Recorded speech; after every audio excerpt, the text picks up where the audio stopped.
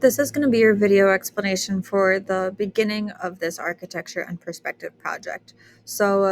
First off, we're going to be learning about perspective in 1 point perspective and 2 point perspective. You're probably already somewhat familiar with this, but you're going to do a little bit of a refresher.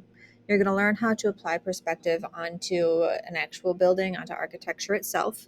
And then what you're going to do is you're going to be picking a form of architecture that you really like. You're going to be drawing it, making sure you're using the rules of perspective and make sure you're having accurate perspective.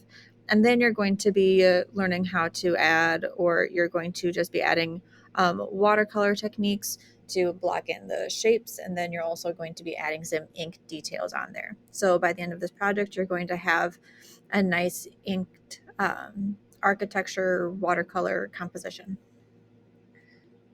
So, first, you need to understand perspective and what it is. So, I found an article that I want you to click here and read through just so you understand it.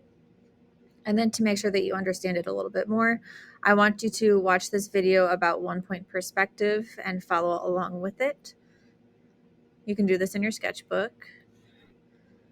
And then the same thing for 2 point perspective. So, you're going to watch and follow along with this video as well in your sketchbook. And then lastly, for this part, you're going to be applying what you know. So this is how to draw a house in 2 point perspective in a landscape. So this is going to be very similar to what you're doing on your final project, except with this, you're going to be shading it in using your pencil.